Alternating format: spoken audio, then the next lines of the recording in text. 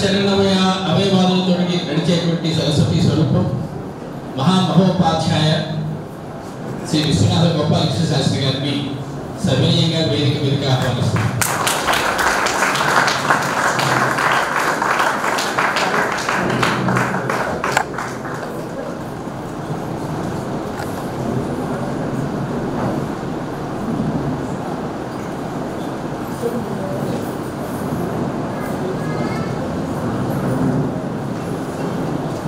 ఈరోజు మరొక సన్మాన గ్రహీత ఆయనే, సన్మానం మాత్రం మరొక సన్మానాన్ని గ్రహించడానికి, మరొక బిరుదులు చేపట్టడానికి, మరొక అవార్డును స్వీకరించడానికి ఎంపిక చేయబడినటువంటి పెద్దలు బ్రహ్మశ్రీ గుడపల్లి సీతారామచంద్ర గణపతి గారిని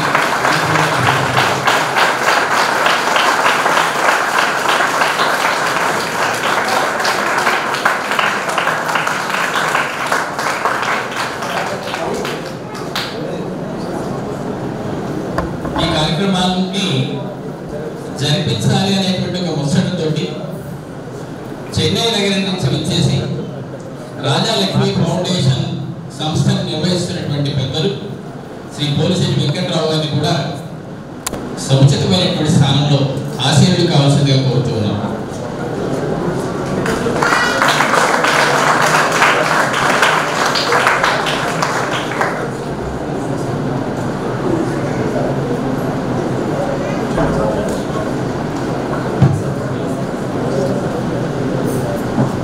ఈ సభలో ఉన్నటువంటి పెద్దలు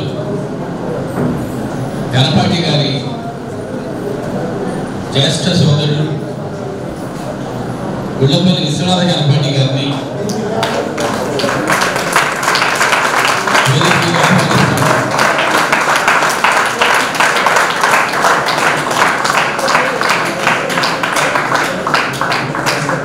మీకు కొట్టి కానీ చెప్పండి, ఏమి కొట్టలేదు.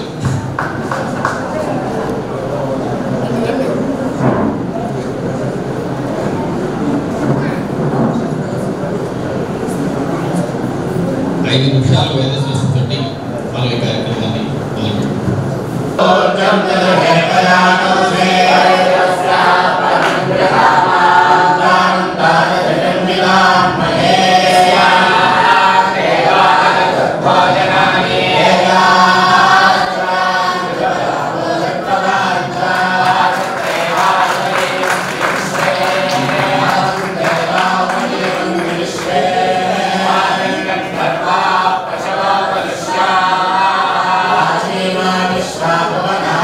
Viva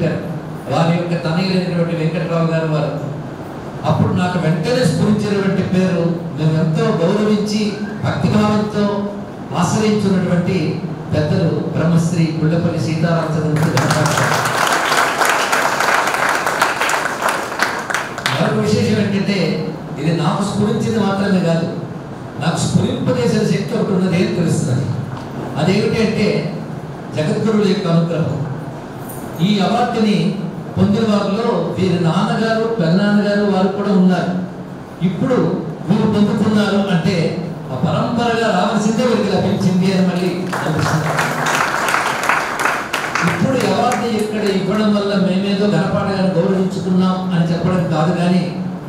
వారికి మరో గౌరవం లభించింది అని భావించవలసిన విషయం. ఎందుకంటే వారేమిటో అందరికీ తెలిసినదే, నేను ఇప్పుడు చెప్పవలసిన అవసరం లేదు కానీ స్మరించవలసిన అవసరం ఉన్నది. అది వేద విద్యా నిధి వారు. వేద విద్యని సంపూర్ణంగా అధ్యయనం చేయడం మాత్రమే కాకుండా గురు శిక్షణలో సంపూర్ణంగా వేదార్థాన్ని కూడా ఆయన అధ్యయనం చేసేవారు. వేదము వేదార్థం, అర్థం తెలిసిన వేదాన్ని తనకి స్వరూపంగా కలిగి ఉండడం సామాన్యమైన విషయం కాదు. అక్కడితో ఆగకుండా అనేక శాస్త్రములు కూడా అధ్యయనం చేసినటువంటి వారు. వేదం యొక్క పరమార్థం వేదాంతం. వేదాంతం అన్న మాటకే వేదం యొక్క పరమార్థం అని అర్థం. అంటే వేదము దేనితో అంతమవుతుందో అది వేదాంతం. వేదం దేనితో అంతమవుతుంది, పరమార్థాన్ని కూడా పూర్తవుతుంది. ఇక్కడ వేదం యొక్క పరమార్థం మోక్షం. ఆ మోక్షమే పరమాత్మ వేదం చెప్తూ ఉంటే వేదాధ్యయన పరుడు ఇంకా వేదంలో శ్రీకారం చుట్టుకుంటూ ఉన్న సమయంలోనే పరమార్థ దృష్టి ఉంటే ఆ వేదాధ్యయనం ఇంకా పరిపూర్ణమవుతుంది. అలాంటి పరమార్థ దృష్టి కలిగిన వేదాధ్యయనం చేసిన వారు ఇప్పటికీ అధ్యాపనం చేస్తున్న వీరు ఆ పరమార్థం ఎందే దృష్టి ఉంచి జీవితం సాగిస్తుంటారు. వీరు చూస్తున్నప్పుడు నాకు ఎలా అనిపిస్తుందంటే ఒక జీవన్ముక్తుని నడవడిగా కనబడుతుందని. నేను అతిశయోక్తి చెప్పట్లేదని నాకు తెలుసు. జీవన్ముక్తుడైనటువంటి వాడు తన విద్యుక్త ధర్మాన్ని పాటించేటప్పుడు దాన్ని అంటకుండా పాటిస్తూ ఉంటాడు, పరమాత్మయ దృష్టి పెట్టి ఉంటాడు. ఆ విధంగా ఆయన ఆ వేదమును లోక సంగ్రహార్థం అన్నట్లుగా అధ్యయన అధ్యాపనాదులతో ఒక సంప్రదాయాన్ని ఏర్పరుస్తూ ఈ గురుకులానికి అధ్యక్షుడిగా ఉంటూ నిర్వహించడం మాత్రమే కాకుండా పరమార్థ దృష్టి కలిగి ఉంటూ సర్వశాస్త్రములు దాని వైపు పర్యవసించేలాగా ఆయన యొక్క విధానం అంతా ఉంటుంది. ఒకటి అధ్యయన అధ్యాపనలతో పాటు అనుష్ఠాన వరం వారి దగ్గర గమనించవలసిన ఒక అంశం. అందుకే ఈ పాఠశాలకి భారతదేశంలో ప్రత్యేక స్థానం రావడానికి కారణం అనుష్ఠాన సదాచారం. వేదాలను ప్రసిద్ధి చెందిన మాట ఉన్నది, కానీ ఆ ఆచారం కనబడాలి. రెండు, ఆచారం పాటిస్తున్నప్పుడు కూడా లౌకికమైన అపేక్ష లేకుండా చేయడం మరొక అద్భుతమైన అంశం. నిరపేక్షంగా చేయడం అనేటువంటి కనబడుతుంటుంది. అలాంటి నిరపేక్షత భావం వారి వద్ద గోచరిస్తుంది. అంటే ఒక వైరాగ్య భావంతో ఉంటారు వారు. ఒక గృహస్థుగా, ఒక అధ్యాపకుడుగా, అధ్యక్షులుగా ఇక్కడ ఉన్నప్పటికీ కూడా వారి హృదయం మాత్రం జ్ఞాన వైరాగ్యయుతమైన సంస్కారంతో. రెండిటితో పాటు రసవంతమైన హృదయం. సాధారణంగా వేదాల అభ్యాసం చేసిన వాళ్లకు ఆ ఆర్ద్రమైన హృదయం అనేటువంటిది బహుశా అధ్యయన కాఠిన్యం వల్ల కొంచెం అంతర్లీనమైపోతుందేమో కానీ వీరిలో ఉన్నటువంటి రసార్థత అలా వ్యక్తమవుతూనే ఉంటుంది. అటువంటి భక్తి భావం కూడా కలిగినటువంటి వారు. అంటే వేదము ద్వారా తెలిసేటువంటి కర్మ, భక్తి, జ్ఞానము ఈ మూడు పుష్టిగా ఉన్నటువంటి వారు. అందుకే పరమాత్మ యందు వారికి కలగ భక్తి కూడా మేము చూస్తున్నాం. ఎందుకంటే వారితో నాకు పరిచయం రాజమండ్రితో నాకు ఉన్నంత పరిచయం ఎంత ఉందో అంత ఉంది. ఎందుకంటే రాజమండ్రిలో నేను మొట్టమొదట గొంతు విప్పి మాట్లాడింది దత్తాత్రేయ గురుకుల వేద పాఠశాలలోనే. అది కూడా ఘనపాఠకర సమక్షంలోనే మాట్లాడిన వేదములు మానవ కళ్యాణము అని. అది నా మొదటి ప్రవచనం రాజమండ్రిలో. అది ఎక్కడి దాకా తీసుకువచ్చిందో అందరం చూస్తూనే ఉన్నాం. రాజమండ్రితో అనుబంధం ఏర్పరిచి బహుశా ఇదే నా స్వగ్రామమేమో అని అందరూ అనుకునేలా చేశారు.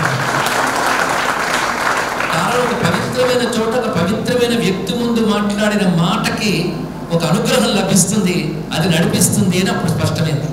అయితే మనందరం ఘనపాటి గారు అనడం వ్యవహారం అయిపోయింది, కానీ ఆయన కేవలం ఘనపాటి గారు మాత్రమే కాదు. ఆయన బహుశాస్త్రవేత్త, వేదార్థవేత్త, దానికి తోడు వేదాంత హృదయం కలిగినటువంటి వారు, ధర్మశాస్త్రము తెలిసినటువంటి వారు. మరి ఎప్పుడు చూసినా వారితో మాట్లాడుతూ ఉంటే ఎన్నో శాస్త్ర విషయాలు అలవోకగా అవలీలుగా దొరుకుతూ ఉంటాయి. అవి ఒక్కొక్కటి పట్టుకుని ముచ్చల్లా హృదయంలో దాచుకోవాలనిపిస్తుంటుంది. అందుకే నాకు వ్యక్తిగతంగా ఇష్టమైన విషయం ఏంటంటే వారు మాట్లాడుతుంటే వినడం. అంటే ఇక్కడ మాట్లాడవలసిన చోటు కాదు, వినవలసిన చోటు ఇది. అయినప్పటికీ ప్రస్తుతం నాకు ఒక చోటు ఇచ్చి కూర్చోబెట్టారు కనుక మాట్లాడుతున్నాం. అన్ని విధాల ఈ ఫౌండేషన్ ఇస్తున్నటువంటి అవార్డు ఇంత సంపూర్ణమైన బహువిధమైనటువంటి ఒక ప్రతిభామూర్తి, ఒక వేదమూర్తి, బ్రహ్మశ్రీ వేదమూర్తులు అంటానే దానికి సంపూర్ణమైనటువంటి నిర్వచనం మీరు. అలాంటి వారికి ఇది సమర్పించుకునేటువంటి మంచి అవకాశం ఫౌండేషన్కు లభించింది. అదేవిధంగా ఈ సభలో పాల్గొనే భాగ్యం నాకు లభించింది. మరొకటి, వీరిని అంటే ఘనపాటి గారిని ఆశీర్వదించగలిగేటటువంటి శక్తి కలిగిన వారు ఎవరుంటారో అంటే మహామహోపాధ్యాయ బ్రహ్మశ్రీ. నేను చెప్పనవసరం లేదు, అందరికీ తెలుస్తున్నది విశ్వనాథ గోపాలకృష్ణ గారు. వారు మాత్రమే వారిని ఆశీర్వదించడానికి తగిన దక్షులు వారు ఇచ్చేశారు. అదేవిధంగా వీరి సోదరులందరూ గుళ్ళపల్లి వంశంలో అంటేనే వేద వంశం వారు. మరొక దానికి అవార్డు ఎందుకు ఇవ్వాలి అంటే వీరి విద్యను వీరితో ఆపకుండా తర్వాత తరాలకు కొనసాగింపజేస్తున్నారు వీరి నాన్నగారి వల్లని అని ఆనందించవలసిన అంశం. అది కూడా మరొక కారణం. దానికి ఆనందిస్తూ వారి సోదరులు కూడా ఇక్కడికి వచ్చేశారు. వారందరికి కూడా నమస్కరిస్తూ తర్వాత కార్యక్రమాన్ని కొనసాగించవలసిందిగా మా డాక్టర్ గారు.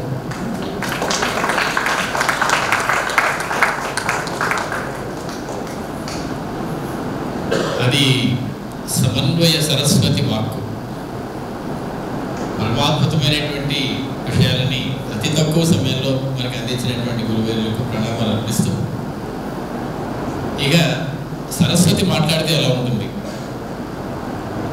ఒక మహోపాధ్యాయులు మాట్లాడితే ఎలా ఉంటుంది. వారు మాట్లాడుతుంటే ఎంతసేపు మాట్లాడినా వినాలని అనిపిస్తుంది. అన్ని చక్కటి విషయాలు అనుభవంగా చెప్పేటువంటి మరొక అద్భుతమైనటువంటి మనలో మనిషి బ్రహ్మశ్రీ విశ్వనాథ గోపాలకృష్ణ శాస్త్రి గారు. మొదటి నుంచి కూడా ఈ పాఠశాలని ఆశీర్వదిస్తూ, పాఠశాల ప్రారంభం నుంచి కూడా దానికి వెన్నుదండుగా నిలుస్తూ, ఎంతోమందిని ఈ పాఠశాలకి గుర్తింపు వచ్చేలా చేసినటువంటి పెద్దలు వీరు. ఎంతోమందికి వారికి ఈ పాఠశాల గురించి చెప్పి, వారు ఈ పాఠశాల విద్యార్థులు ఎక్కడికి వెళ్ళినా కూడా వారు చదువుతూ ఉన్నటువంటి ఆ వేద పారాయణకి మురిసిపోతూ ఉండి పక్కన కూర్చున్నటువంటి వ్యక్తి వారితో గొంతు కలిపి, అటువంటి పెద్దలు మా అందరికీ చాలా గౌరవనీయులైనటువంటి వ్యక్తులు శ్రీ విశ్వనాథ గోపాలకృష్ణ శాస్త్రి గారిని ఆశీపూర్వకంగా శరణం కరవాణి సమ్మతం తే చరణం వాణి చరాచరోపజీవ్యం కరుణామశరణైః కటాక్షపాతైః కురుమామం బకృతార్థ సార్థవాహం. సభయే నమః. సదాశివ సమారంభాం శంకరాచార్య మధ్యమాం అస్మదాచార్య పర్యంతాం వందే గురు పరంపరాం. రోజున మన సభకు అధ్యక్షత వహించినటువంటి సద్గురువులు సామవేదం షణ్ముఖ శర్మ గారికి, పెద్దలు ముందుగా పురస్కార గ్రహీతని ఉచ్చరించడం అవసరం, కానీ జ్యేష్ఠ భ్రాత పితృసమహాని ఆంజనేయ గణపాఠి గారి ప్రతిరూపం విశ్వనాథ గణపాఠి గారు ఇక్కడ ఉన్నారు. వారికి ఇవాళ సన్మాన్యులైనటువంటి సీతారామచంద్ర గణపాఠి గారికి, ఇతర వేద పరిషత్ బృందానికి అందరికీ నమస్కారం. సరే, ఒక గొప్ప కార్యక్రమం. మనలో చాలామంది చెప్తూ ఉంటారు, శతేషు జాయతే శూరః సహస్రేషు చ పండితః వక్త దశసహస్రేషు దాత భవతి వా నవా అని మాట్లాడుతూ ఉంటాం మన సంప్రదాయంలో.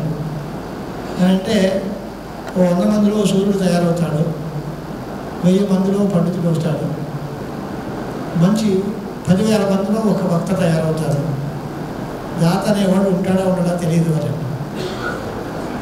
అక్కడ ఇంకో స్వారస్యం కూడా ఉంది. దాత అంటే రూపాయి కూడా మాత్రమే కాదు, అహంకారాన్ని వదులుకునేటువంటి వాడు దాత అనే దానికి అర్థం. నేను చేస్తున్నాను అనే అహంకారం లేకుండా ఉండేవాడు చాలా అరుదు. ప్రతి మనిషి చిన్న పని చేసినా నేనే చేశాను అనుకుంటూ ఉంటాడు. అది కాకుండా దాత అనే దానికి అర్థం అహంకార త్యాగం.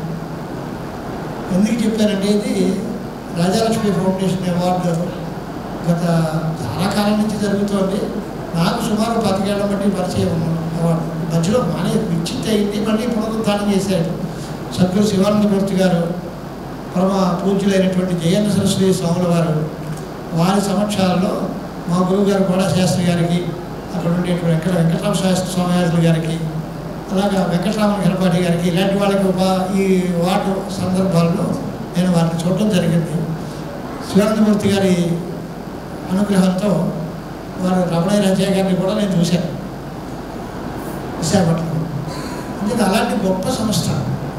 వారు ఏ రకమైన కీర్తి కామలతోటి చేసే పని కాదు, చెయ్యాలి. ఇది భగవంతుడికి ప్రీతిపాత్రమైన కార్యక్రమం.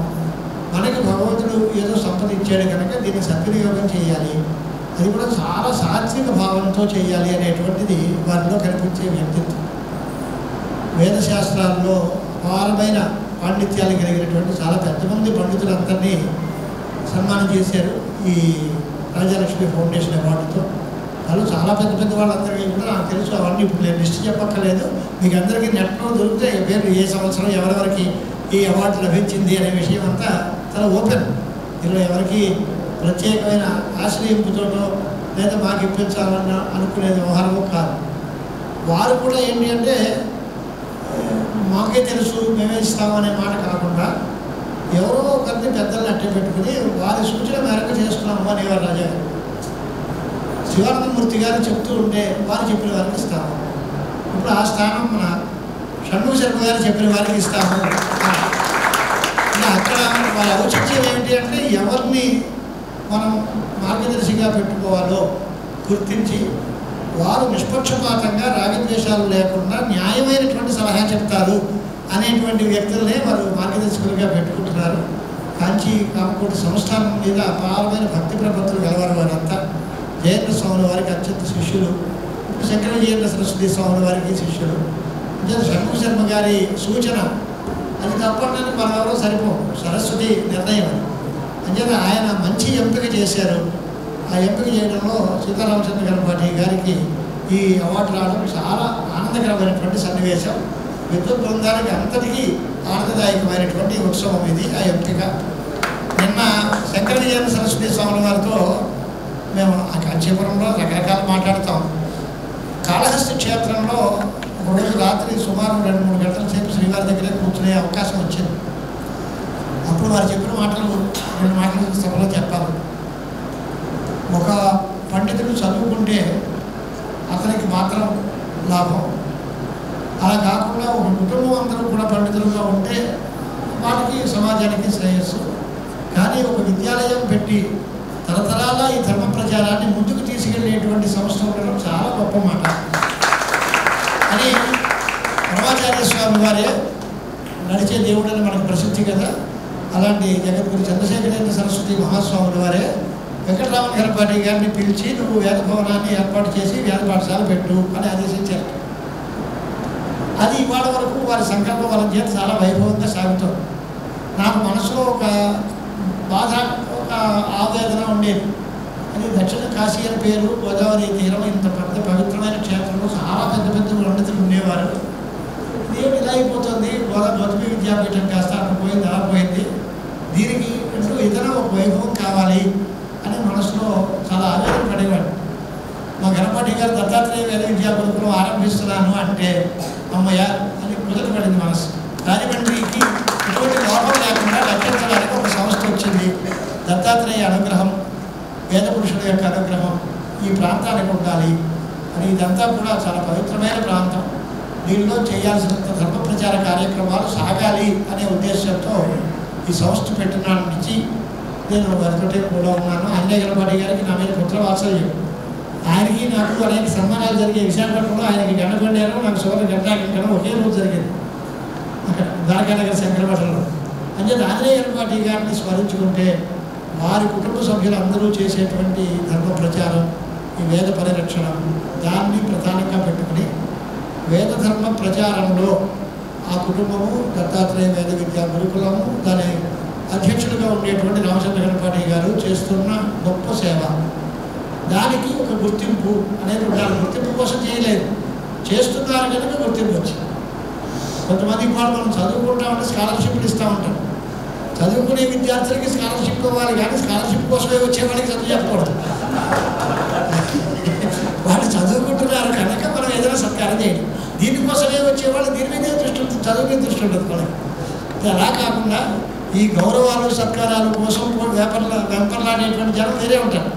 నాకు అక్కర్లేదు అనే ఉద్దేశంతో ఉన్న వాళ్ళనే వెతుక్కుని అవార్డులన్నీ ఆశ్రయిస్తూ ఉంటాయి. అటువంటి గొప్ప సన్నివేశం ఇది. రామచంద్ర గణపాఠి గారు మరి ఆచార్య అనే పదం ఉంటుంది మనకి. ఇక్కడ ఈ ప్రాంతంలో మన సంస్థకి ఆ వేదాచార్య వర్యాన్ని ఇవ్వడం ఒక అలవాటు. ఎందుకు అలాగా అంటే ఆచినోచిత్య శాస్త్రార్థం ఆచార్య స్థాపయత్యపి అని ఉంది. తను ఆచరించాలి, అందరి చేత ఆచరింపజేయాలి. అలాంటి వారిని ఆచార్యులు అన్నారు. గురువు, ఉపాధ్యాయులు, ఆచార్యులు రకరకాల భేదాలు ఉన్నాయి. ఎవరిని గురువు అనాలి, ఎవరిని అధ్యాపకుడు అనాలి, ఎవరిని ఆచార్యుడు అనాలి, అలా ఇంతమందికి ధర్మశ్రద్ధ కల్పించి తాము అనుష్ఠానం చేసుకుంటూ దత్తానుగ్రహం 10 మందికి పంచిపెట్టడం కోసం, అందరిలోనూ ఇలాంటి వేద ప్రామాణికతని ఆస్తికత్వాన్ని నిలబెట్టడం కోసం ఆయన చేస్తున్నటువంటి కృషి చాలా గొప్పది. ఆయనకి ఆశీర్వచనం అన్నారు, వేద పురుషుడికి ఆశీర్వచనం ఏంటి? ఏకాక్షర ప్రదాతాలు గురువుచ్చి అభిధీయతే అన్నారు. నేను ఆయన దగ్గర 2 పదాలు చెప్పుకున్నాను. అంటే నాకు గురుస్థానంలో ఉన్న వ్యక్తి ఆయన ఆశీర్వచనం భయం కాదు. కానీ ఏదో వయస్సు ఉంది కనుక ఏదో మాట అన్నారు, సరిపోలే అన్నాను లేదా నేను కాదన్నా, ఎందుకని నేను అన్నాను. కానీ వేద పురుషులు మన అందరికీ సర్వదా ఆరాధ్యులు. దానిలో చిన్నవారైనా పెద్దవారైనా సరే వేదవేత్తని మనం గౌరవించాలి. చిన్నవాళ్ళలోని వయస్సును దృష్టిలో పెట్టుకుని చిన్నవాళ్ళనే ఆలోచన ఉండకూడదు అనేటువంటి మాట కూడా ఉంది.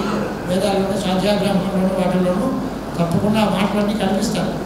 ఎవరైనా సరే వేదం విద్వాగు అభితో వేదం తీయడం, అలాగే పురాణం సర్వే అగ్ని ద్వితీయం తృతీయం జహంసమితి యావతీర్వై దేవతా. దాని ముందు భాగంలో వేదవేత్త చాలా వృద్ధులైనటువంటి విద్వాంసుడు వయోధికుడైనా అవ్వచ్చు, చిన్నపిల్లడైనా అవ్వచ్చు. కానీ మనం గౌరవించేది ఉపాధికి కాదు, దానిలో ఉండే వేదాన్ని. చిన్నవాళ్ళైనా పెద్దవాళ్ళైనా వాళ్ళు ఉన్న వేదం ఒకటే. అంటే వయస్సుతో సంబంధం లేక వేద పురుషుడికి సమర్థనం ఇది. వేదం అలాగే వేదాంతం, వేదార్థం ఇవన్నీ ఉన్నాయి, అన్నీ ఒకటే. శంకరాచార్య స్వామి వారు భగవద్గీతకి భాష్యం రాశారు. రాసి ఆయన అంటారు, నిరూపితశ్చ గీతార్థ నిరూపితశ్చ వేదార్థ అని రాశారు. భగవద్గీత శ్లోకానికి అర్థం రాసి ఈ వేదార్థం చెప్పానంటారు ఏంటండి అంటే, గీత వేరు, వేదం వేరు, వేదాంతం వేరు కాదు, అంతా ఒకటే. మార్పు రూపం మారిందంటే శ్లోక రూపంలో రాశారు, ఇక్కడ మంత్ర రూపంలో అక్కడ ఉంది, తత్వం మాత్రం ఒకటే అనేటువంటి భావంతో వేదార్థం అనేక రకాలుగా అంటే సాంగోపాంతంగా సంబంధించిన వేదాధ్యయనం, ఇతిహాస పురాణాలు, ధర్మశాస్త్రాలు వీటన్నిటి యొక్క సహకారం కావాలి. అన్ని విద్యలు పూర్తిగా వచ్చినటువంటి వ్యక్తి వారు. గుళ్ళపల్లి ఆంజనేయ గణపతి గారి పరంపర మనందరం అనుకుంటున్నాం. నేను చెప్పాల్సిన మాట, ధార్వాడ్లో ఉండేటువంటి బాలచంద్ర శాస్త్రి గారు, వారి కుమారుడు రాజేశ్వర శాస్త్రి గారు, వారిద్దరి యొక్క పరంపర, వారి కుమార పౌత్రులు వాళ్ళందరూ ఇక్కడ ఉన్నారు. వాచస్పతి ఇక్కడికే వచ్చాడు. వారి పరంపర ధార్వాడ్లో కంచి పరమాచార్యుల వారికి అత్యంత ఆంతరిక శిష్యులు బాలచంద్ర శాస్త్రి గారు. మహామౌనం అన్ని ఋషితుల్యమైన జీవనమైన వారి శిష్యవర్గంలో ఆయన వేదాంత విద్యను వారి దగ్గర రాజేశ్వర శాస్త్రి జోషి గారి దగ్గర, అలాగే బాలచంద్ర శాస్త్రి గారి దగ్గర అధ్యయనం చేయటం, అలాగే చాలా గొప్ప వేద విద్వాంసులు వేదాంత పండితులైన సన్నిధానం లక్ష్మీనారాయణమూర్తి అవధానుల గారి దగ్గర వేదాంత విద్యని అభ్యసించడం. సరే, ఆ వేద విద్య వారి ఇంట్లోనే ఉంది కనుక వారి తండ్రి గారు, పెద్దండ్రి గారు, వారి బాబాయ్ గారు విష్ణుభట్ల సుబ్రహ్మణ్య దీక్షిత, సలక్షణ గణపాటి గారు, వీరందరూ కూడా ఆ కోవకి చెందిన పండితులు. వారందరికీ ఒక సత్కారం చేయాలి అంటే అంతమందికి కష్టం కదా. అంతమందికి చేయలేని సత్కారం ఈ ఒక్కరికి చేస్తే వారందరికీ సత్కారం చేసేది. సీతారామచంద్ర గణపాటి గారికి చేసిన సత్కారం వారి గురు కుటుంబానికి అందరికీ చెందుతుంది. ఒక ఆంధ్రప్రదేశానికే కాదు, అటుంటే ధార్వాడ్ మహారాష్ట్ర దేశంలో ధార్వాడ్లో ఉండేటువంటి వారందరికీ కూడా ఈ గౌరవం చెందుతుంది. అటువంటి గురు అనుగ్రహం పొందినటువంటి వారు గురుమూర్తి గారు దత్తాత్రేయ స్వామి వారి యొక్క ఉపాసకులు. వారికి ఆనందంగా ఈ సన్మానం చేయటం చాలా సంతోషం. కొంతకాలం విచ్ఛిన్నమైన దాన్ని పునరుద్ధరించినటువంటి రాజ్యలక్ష్మి అవార్డు నిర్వాహకులకి పరిపూర్ణంగా వేదపురుషుల యొక్క ఆశీస్సులు ఉండాలి. సర్వ సంపదలతోటి వారు ఇలాంటి ధర్మకార్యాలు కొనసాగించాలి. గురువు గారి యొక్క జగద్గురువుల యొక్క అనుగ్రహం, వేదపురుషుల యొక్క అనుగ్రహం కూడా పరిపూర్ణంగా ఉండాలి అని భగవంతుడిని ప్రార్థిస్తూ స్వస్తి.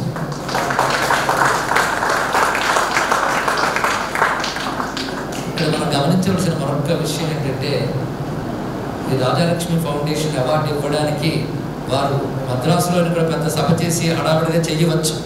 కానీ వారు వచ్చి ఇక్కడికి స్వయంగా ఈ పాఠశాలకు వచ్చి చేశారంటేనే వారి నాన్నగారి సంస్కారం వారిలో ఎలా ఉందో మనకు స్పష్టమవుతుంది. ఇప్పుడు గోపాలకృష్ణ గారు చెప్పినటువంటి అద్భుతమైన విషయాలతో ఒక మంచి పని చేసేమో అనే తృప్తి వారికి కూడా లభించేటట్లు జరుగుతున్న కార్యక్రమం కొనసాగుతుంది. ఒక అందమైనటువంటి శిల్పం ముందు అనేక మంది నుంచుని పొగుడుతూ ఉన్నారు. ఇది చాలా బాగుంది, భలే చెక్కారు, ఎంత బాగుందో అని ఆ శిల్పాన్ని ఒక్కసారి ఆ శిల్పం అటు ఇటు కదిలి నేను కాబట్టి ఇంత బాగున్నాను అనుకుంటే ఇంక మళ్ళీ ఆ శిల్పం చుట్టూ ఎవరు ఉంటారు, పారిపోతారు కదా. అంత అన్న మూర్ఖత్వం ఇంకోటి లేదు. వ్యక్తిత్వాన్ని తీర్చిదిద్దినటువంటి గురువుల యొక్క ప్రాముఖ్యం ఏమిటి అని చెప్పి వారందరినీ గుర్తు చేసి, గణపాటి గారి గురువులు శిల్పి చెక్కాడు కాబట్టి శిల్పం బాగుందంటే ఆ గొప్పదనం శిల్పాది కాదు, దాన్ని చెక్కిన శిల్పిది.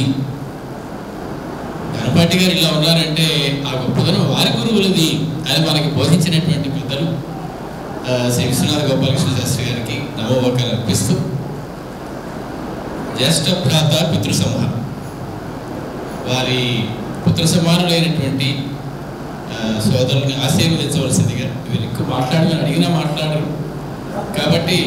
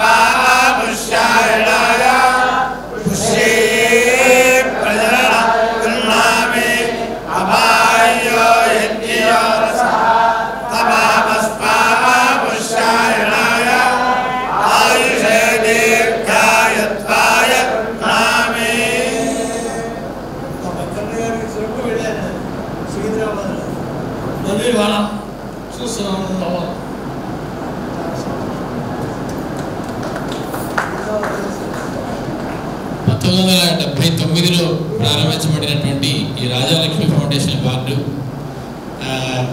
వారి తండ్రి గారు ఏర్పాటు చేసినటువంటిది.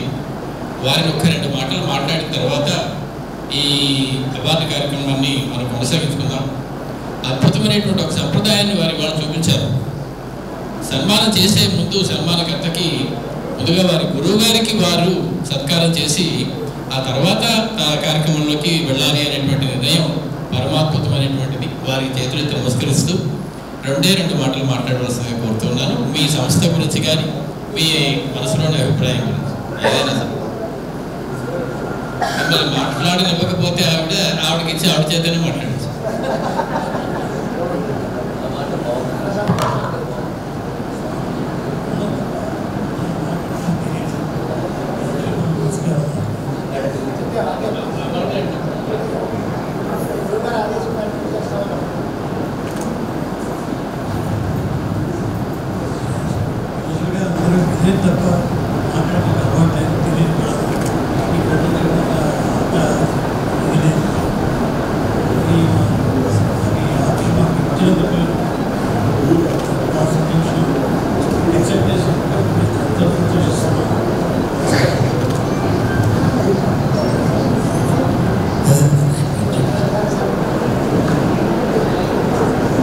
వేదిక మీద మనకి ఒక అద్భుతమైనటువంటి దృశ్యం కనపడుతున్నది.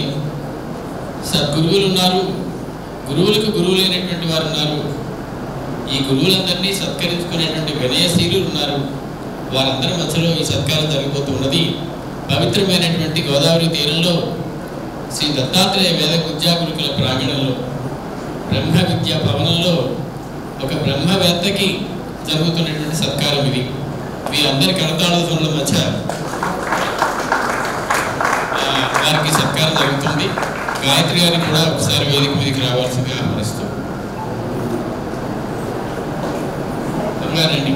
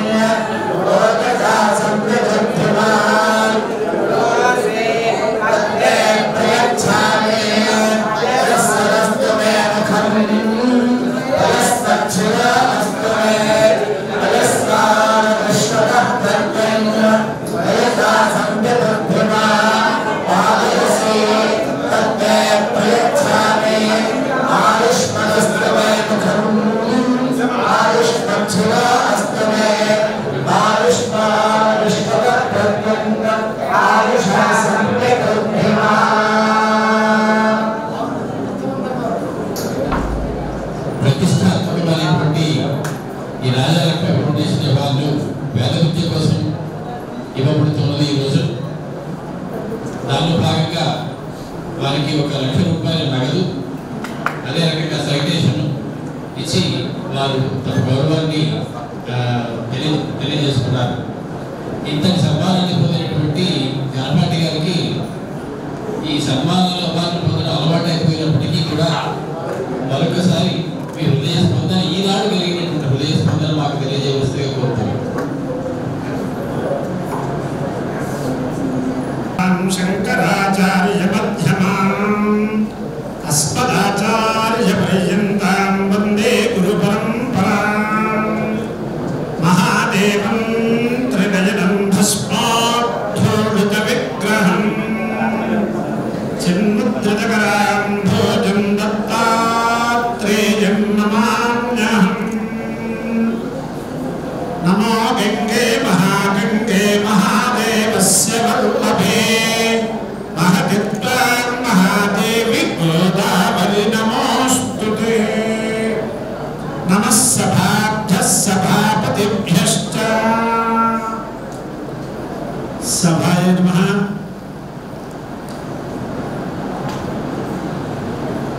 ఏం మాట్లాడాలో తెలియని వాడికి ఏం మాట్లాడాలో తెలియని స్థితిలో ఉన్నవాడికి మాట్లాడుకుని ఇచ్చారు. ఒక రకమైనటువంటి అదృష్టం, కాల నిర్ణయం కూడా చేయలేదు. ఎప్పుడంటే కాలం పరమాత్మ స్వరూపాన్ని గణపాటి గారికి తెలుసు కాబట్టి ఏదైనా చెడుగా ఉంటే మహామహోపాధ్యాయులు ఏదైనా నాకు ఏమన్నా విషయం అట్టపెట్టారా అంటే మా గురువుల గురించి, మా నాన్నగారి గురించి, చిన్నమాట నా గురించి కూడా మొత్తం చెప్పేసాక ఇంకా నాకేమీ అట్టపెట్టలేదు. కానీ ఏదైనా ఇంత ఆత్మీయ జనంతో ఉన్నప్పుడు మనందరి హృదయంలో ఉన్నటువంటి మహనీయులు అనేక మంది చేతను అనుష్ఠానం చేస్తున్నటువంటి సద్గురు సామవేదం షణ్ముఖ శర్మ గారు ఉండగా ఈ కార్యక్రమం జరుగుతోంది. కాబట్టి నా దగ్గర నుంచి ఏ వాక్యాలు ఎలా అవకతవకగా వచ్చినా సమన్వయ సరస్వతి అనే బిరుదుని సార్థక్యం చేసుకోవాలి అంటే అవన్నీ కూడా సమన్వయం ఆయనే చేస్తారు. కాబట్టి విషయం మాట్లాడుతున్నాను. మొట్టమొదటిగా ఆ దంపతుల గురించి వారు చెప్పింది వాక్యం, వారు ఎంత ఆనందంగా ఉన్నారో చెప్తే, అభిజ్ఞాన శాకుంతలంలో ప్రత్యర్పితం న్యాసయవాంతరాత్మ అనే వాక్యం గుర్తొచ్చింది. అంటే శకుంతలని కణ్వ మహర్షి దుష్యంతుడి దగ్గరికి పంపించిన తర్వాత ప్రత్యర్పిత న్యాసైవ అంతరాత్మ భవామి అని ఆయన స్వగతంగా అనుకుంటాడు అనమాట. ఎవరైనా మన దగ్గర ఒక నిధిని ఎట్టే పెడితే దానిమని అది మళ్ళీ వాళ్ళకి ఇచ్చేదాకా ఎంత పూచి ఉంటుందో ఇచ్చిన తర్వాత మనస్సు అంతా ఆహ్లాదంగా ఉంటుంది అనేది అక్కడ విషయం తెలుసుకుంటే, మరి వీరు పెద్దలు అనేక మంది పెద్దలకి చేసినటువంటి గౌరవం మధ్యలో కొన్ని విఘ్నాలు వచ్చినప్పుడు కొంత కాలాతీత ప్రాయశ్చిత్తాలని మా గృహమంత్రంలో కూడా ఉంటాయి. అంచేత ఆ ప్రకారంగా అటువంటి వాటన్నిటికీ ప్రాయశ్చిత్త రూపంగా గోదావరి తీరం వచ్చి అభిగమ్య మృతందానం యచ్చదానం అయాచితం దృశ్యతే సాగరస్యాంతః తద్దానస్య దృశ్యతే అన్నట్లుగా శాస్త్రంలో చెప్పినట్లుగా ఇక్కడికి వచ్చి ఇంతమంది సమక్షంలో గోదావరి తీరంలో ఈ కార్యక్రమం చేయటం వల్ల మధ్యలో విచ్ఛిత్తి జరిగింది, కొద్ది కాలం ఆగింది అనే మాట మాత్రం ఇటు పైన వారు అనుకోవడానికి లేదు అని నేను సభాముఖంగా చెబుతున్నాను. అంతేదంటే అర్ఘ్యప్రదానం అనేది చేసేటప్పుడు ముఖ్య కాలాతిక్రమణ ప్రాయశ్చిత్తం చేసిన తర్వాత సంధ్యావందనం యథావిధిగా జరుగుతుంది. ఇంకా నేను చేయలేదని అనుకోక్కర్లేదు. ఎందుచేతంటే అటువంటి మహనీయుల్ని జగద్గురువుల యొక్క దివ్యానుగ్రహం పొంది లోకంలో సభ్యులకి కూడా అనుష్ఠాన మార్గంలో రుచి చూపి, అనుష్ఠాన మార్గంలో ఉండమని చెప్పడం వేరు, ఆ అనుష్ఠాన రసాన్ని అనుభవింపజేసినటువంటి సద్గురు కందుకూరు శివానందమూర్తి గారి లాగా ఈరోజు ఈ మహనీయులు సద్గురు సామవేదం శంభ గారు ఎంతమంది చేత అక్షర అనుష్ఠానం చేస్తున్నారు, ఎంత సాత్విక మూర్తులుగా తయారు చేస్తున్నారో. వాడు రాజసమూర్తులు తామసమూర్తులు అనుకుంటే సాత్విక మూర్తులుగా తయారు చేస్తున్నారో వారిని ఆశ్రయించి వారి నేతృత్వంలో ఈ కార్యక్రమం చేస్తున్నందువల్ల ఇతఃపరం వీరి ద్వారా, వీరి సంస్థ ద్వారా అనేక ఆధ్యాత్మిక కార్యక్రమాలకి మా గోపాలకృష్ణ శాస్త్రి గారు చెప్పినట్టుగా వేదోక్త కర్మానుష్ఠానానికి, ముఖ్యంగా కర్మానుష్ఠానం కంటే వేదాధ్యయనానికి విశేషమైనటువంటి సేవ చేసేటటువంటి భాగ్యం వారికి కలగాలి అని వేద పురుషుడిని ప్రార్థన చేస్తూ, ఒక్క కుక్షౌతిష్టతి యస్యాన్నం వేదాభ్యాసేన తీర్యతే కులం తారయతే తేషాం దశపూర్వం దశాపరం సర్వేషామేవ దానానాం వేదదానం విశిష్యతే అనే వాక్యాలు కొన్ని ఉన్నాయి.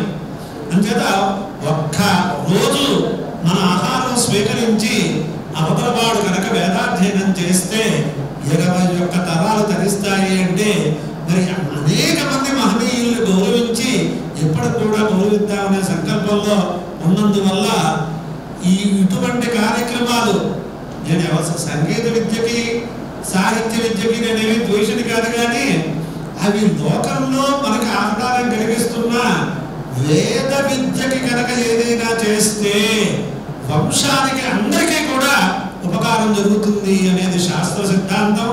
అది పెద్దలు చెప్పారు కాబట్టి అది కూడా సాత్వికంగా ఆ నిర్ణయాధికారం కూడా వాళ్ళు పెట్టుకోకుండా పెద్దలు చెప్పిన వారికి అందరికీ అన్నిసార్లు చేయలేకపోవచ్చు. మా గురువులు, మా భాష్య గురువులు సత్యనారాయణ లక్ష్మీనారాయణ గారు వేద పురుషుడికి సన్మానం చేస్తుంటే మనకి తెలిస్తే వెళ్ళి చూడాలి అని అనేవారు. అంటే ఏమిటండి అన్నాను, మామూలుగా ఇది మనుష్యులకు చేస్తున్నారా వేదానికి చేస్తున్నారా? మనుషులకు కావాలంటే మద్రాసులో కొన్ని లక్షల మంది ఉన్నారు. ఆ వేదాన్ని అధ్యయనం చేసి ఆ అధ్యయనాన్ని రక్షించుకున్నటువంటి మూర్తి భవించినటువంటి వేద పండితులు చేస్తున్నారు కాబట్టి మనలో ఉన్నది వేదమే, వాళ్ళలో ఉన్నది వేదమే.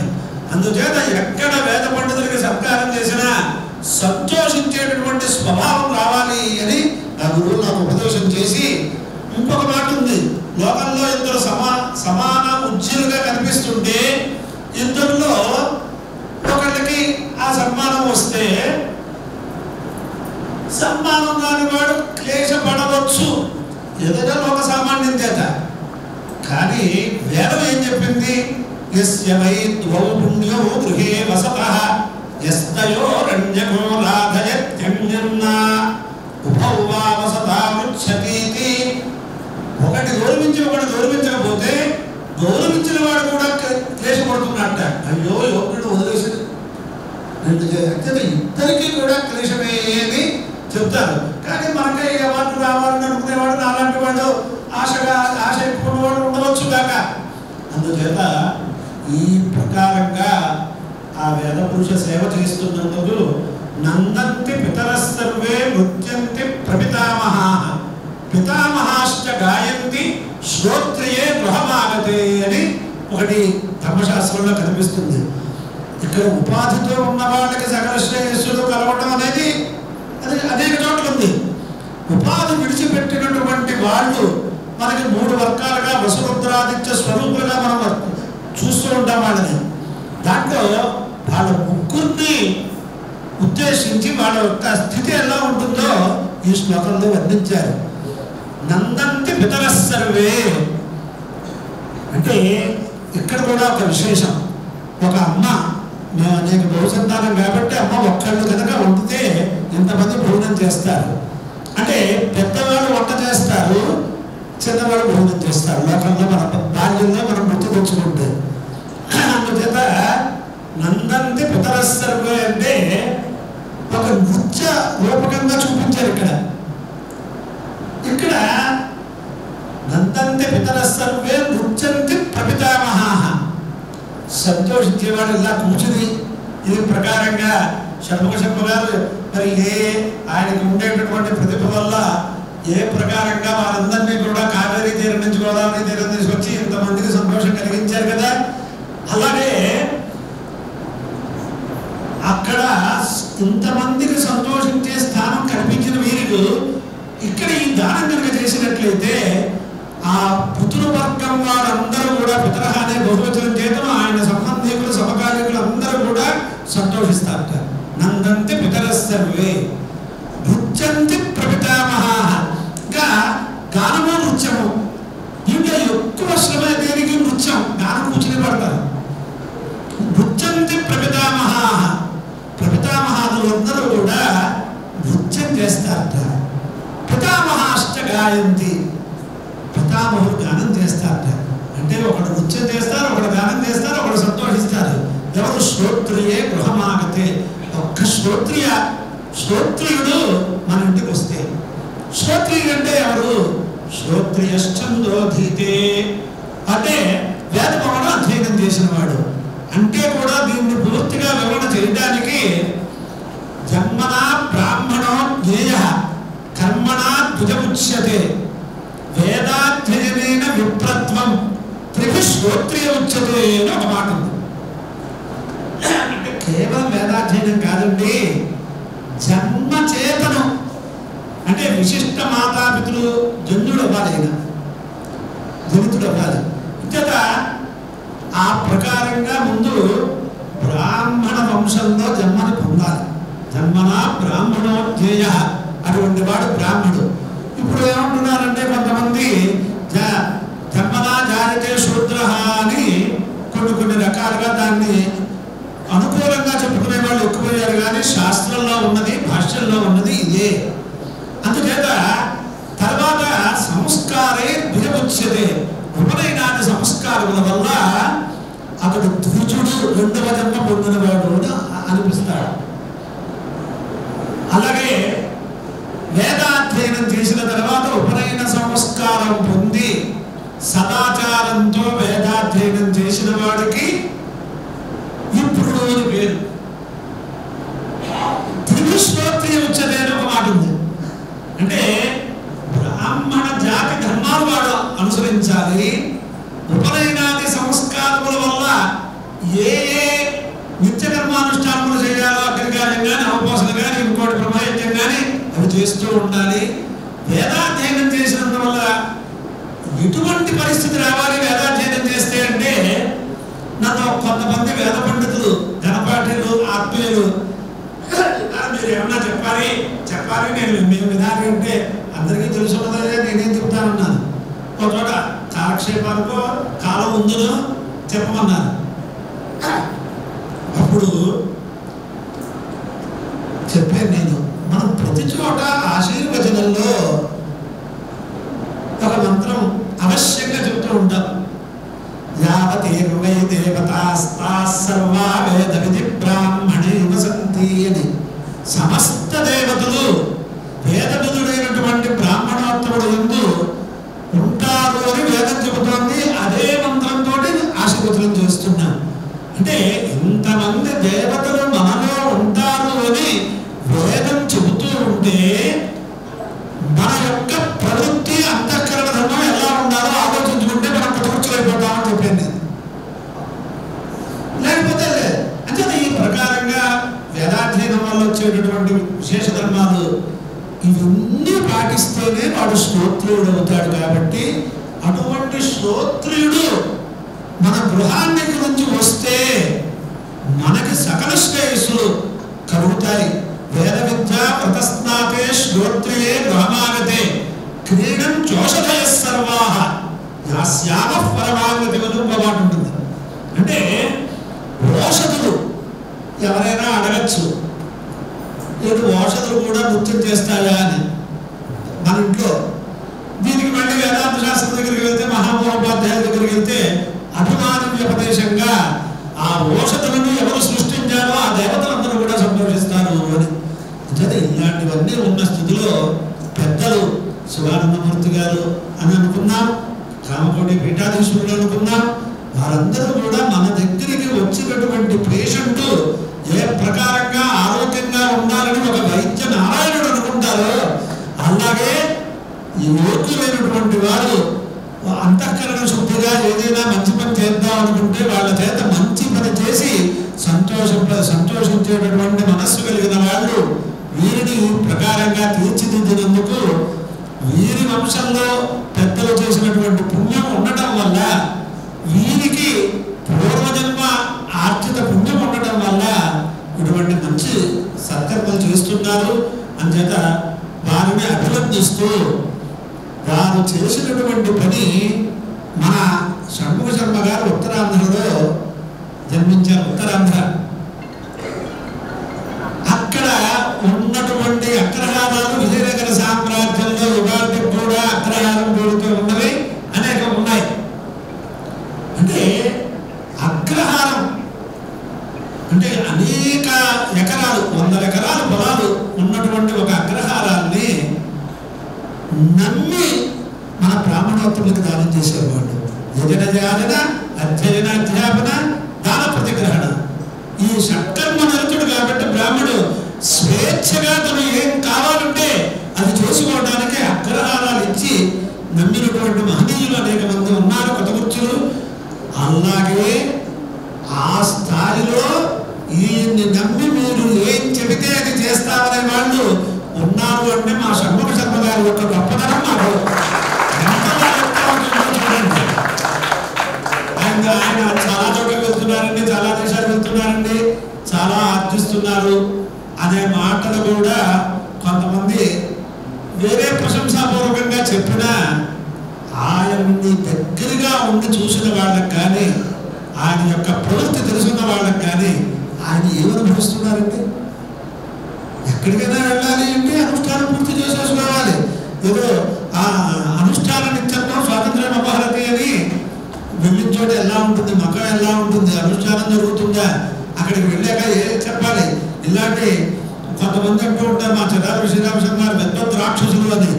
ఏ మాట ఒక్క మాట వచ్చింది అనేటప్పటికీ ఆయన్ని ఏ ప్రకారంగా ఆ సర్పాలు ఆ మండుకాన్ని స్వీకరిస్తాయో అలా ఇలా మాట్లాడేటువంటి షణ్ముఖ శర్మ గారు అనే స్థితిలో జనం ఉన్నప్పుడు మరి ఎంత సంయమనంతా చేస్తూ సంయమనంగా ఉంటూ ఎన్నో మంచి పనులు చేస్తూ దత్తాత్రేయ దివ్యానుగ్రహంతో ఎక్కడో కోనసీమలో ఈ వల్లభ గణపతి దేవాలయ సంస్థాపన కూడా కొన్ని ఆలోచనలు జరిగిన స్థితిలో మాకు ఈశాన్యం మూల, రాజమండ్రికి ఈశాన్యం మూల ఆ వల్లభ గణపతి దేవాలయాన్ని మనందరికీ కూడా ఒక బహుమతిగా, ఆరాధనకి యోగ్యంగా, మనందరికీ దర్శనానికి యోగ్యంగా ఇచ్చి ఆయన కూడా ఆ విషచేతను ఇక్కడే దక్షిణ కాశీలో నివాసం ఏర్పరచుకుంటే అటువంటి ఒక్కరు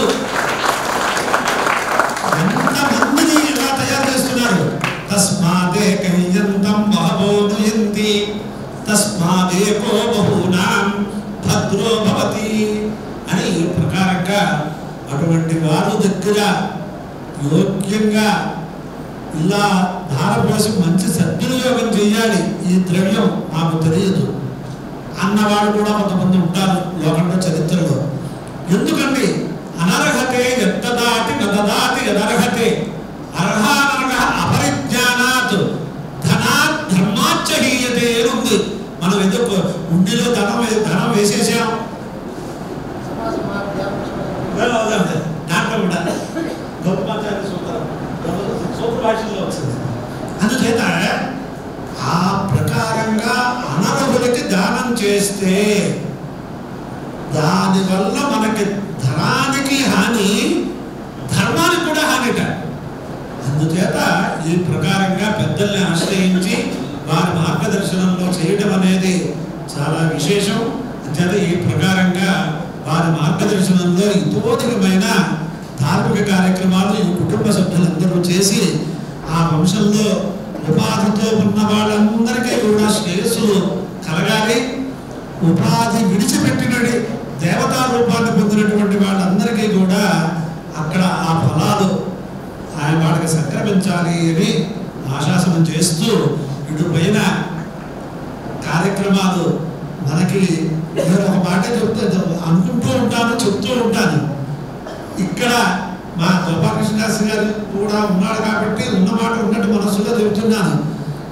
ఏమిటంటే ఇక్కడ ఇంట్లోనే ఉన్నాం కాబట్టి ఇక్కడ నుంచి ఎక్కడైనా పాల్గొనడానికి బాగుంటుందని, బయట మాట్లాడడానికి కుదరదు.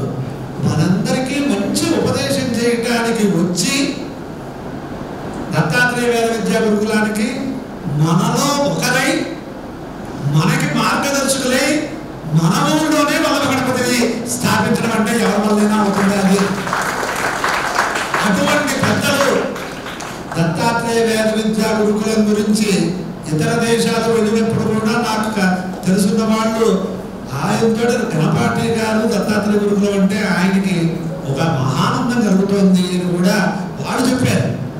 అలా ఆ ప్రకారంగా చెప్పినటువంటి మన దత్తాత్రేయ గురుకులానికి ఒక రకంగా కనిపించినటువంటి, ఇక్కడ కనిపించేవాడిని వేషం వేసుకుని ఆయన వేసినటువంటి గంట పెండేరాలన్నీ కన్నా అలంకారం చేసుకుని నేను ఉన్నాను ఇక్కడ.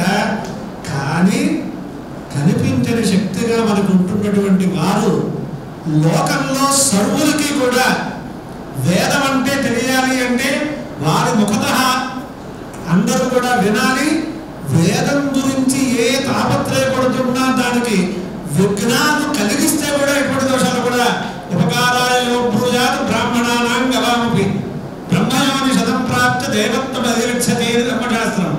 మాదస్వేది యో బ్రూయాత్ బ్రాహ్మణానాం గవామపి త్రియక్యోని శతం ప్రాప్త చండాలేషు విజాయితే ఇత్యాది వాక్యాలు అనేక ఉన్నాయి. అంటే ఇవన్నీ తెలియాలి అంటే దత్తాత్రేయ వేద విద్యా గురుకుల రజతోత్సవ సందర్భంగా అందరికీ, చిన్నవాళ్ళందరికీ స్ఫూర్తి కలిగించాలి. ఇతోధికంగా వీళ్ళందరూ వేద సేవ చెయ్యాలి. వేదం అంటే వేద పండితులను పోషిస్తున్నామని కాదు, మన కోసం మనం చేసుకుంటున్నామనే విషయాలు అందరికీ ఎవరు చెబితే నాటుకుంటాయో. ఇప్పుడు ఎవరు ఆపరేషన్ చేస్తే వాడు సక్సెస్ఫుల్గా బాధ్యత భర్త కడతాడో వాడి చేత చేయించుకుంటారు. అందుచేత అదే విషయంగా వేద పరిరక్షణం సర్వజగద్ రక్షణం అనే శీర్షికతోటి ఇక్కడ ఒక సంచిక కూడా, రజతోత్సవ సంచిక కూడా చేద్దామని మా డాక్టర్ గారు వాళ్ళు నిర్ణయించుకున్నారు.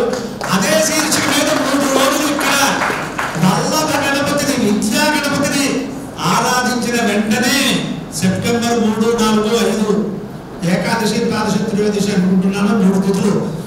ఆ తిథుల్లో ఇక్కడ మళ్ళీ ఆ ఉపన్యాసం మనందరం విని ఇతోధికమైనటువంటి ధర్మశ్రద్ధతో మనందరం కూడా ఉండాలని కోరుతూ, నాకేదో అప్రస్తుత ఎవరో బిరుదులు పెట్టడం తీసుకోవడం, అవి ఆ బిరుదు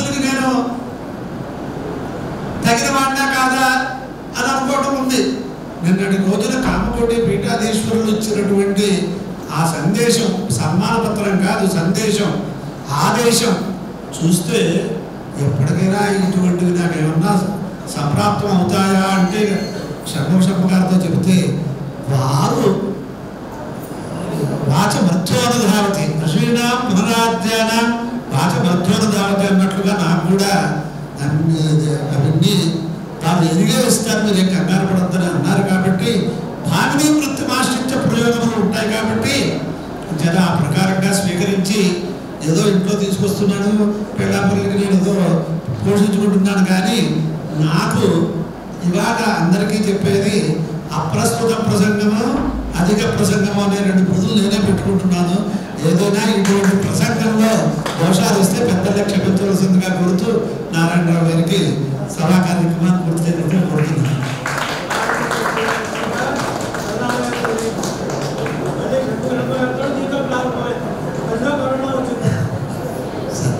మా అన్నగారు వీరు చివరాజు ఇచ్చినటువంటి పెద్దలు ధనశేఖరం గొడపల్లి వెంకటనారాయణ దంపటి గారిని మా పెద్దండ్రి గారు అలా అక్కడ వచ్చింది. తర్వాత మళ్ళీ మా అన్నగారికి ఉండే ఆనందం ఏంటంటే షణ్ముఖ శర్మ గారి సాన్నిధ్యంలో నీకు వచ్చింది కాబట్టి ఇది ఇచ్చిన వాళ్ళకి పుచ్చుకున్న వాళ్ళకి కూడా శ్రేయస్సు అని ఆయన ఆంతర్యం అన్నమాట.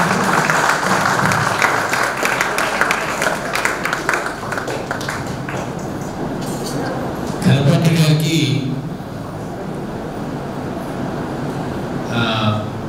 వేద ధర్మ ప్రచార మణి అయినటువంటి కనపాటి గారికి ఒక అవార్డు దక్కింది.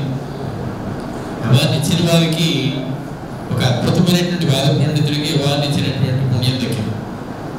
ఇంతసేపు కూర్చొని చప్పట్లు కొట్టినటువంటి మాకేం దక్కింది? కర్త కారయిత ప్రేరక చానుమోదక చత్వార సమభాగిన. ఇందులో వారికి ఎంత దక్కిందో చప్పట్లు కొట్టి అనుమోదించిన మీ అందరికీ కూడా అంతే ఫలం దక్కింది. ఇందులో ఏ విధంగా సర్కార్యంలో ఆహుతులైనటువంటి మీ అందరికీ ముందుగా చేతులెత్తి నమస్కారం చేస్తున్నాను. అడిగిన వెంటనే ఇంతటి చక్కటి కార్యక్రమానికి ఎన్నో పనులు ఉన్నప్పటికీ కూడా అవన్నీ వదిలిపెట్టి ఇంతకన్నా మంచి పని కూడా ఉంటుందా అన్నట్లుగా వచ్చినటువంటి సద్గురువులు బ్రహ్మశ్రీ సామవేద షణ్ముఖ శర్మ గారికి శతసహస్ర వందనాలు అర్పిస్తున్నాను. మాకంటూ ఒక పెద్ద దిక్కు ఉంది రాజమండ్రిలో అంటే మహామహోపాధ్యాయ విశ్వనాథ గోపాలకృష్ణ శాస్త్రి గారు. వారు ఎప్పుడూ ఇలాగే మా వెనకాల ఉండి పెద్ద దిక్కుగా నడిపిస్తూ ఉండాలి. ఆశీర్వదించడానికి వచ్చినటువంటి వారికి నమస్కారం తెలియజేస్తూ ఉన్నాను. అలాగే గణపాటి గారి సోదరులు వారికి కూడా చేతులెత్తి నమస్కారం తెలియజేస్తూ వచ్చినటువంటి అతిథులకి చక్కటి శ్రేయస్సులు కలగాలి, వారికి వారి కుటుంబం అభివృద్ధిలో ఉండాలి అని తెలియజేసేలాగా వారికి ఒక చిన్న వేదాశీర్వచన పూర్వకంగా ఈ సభ స్వస్థత ముగుస్తుంది.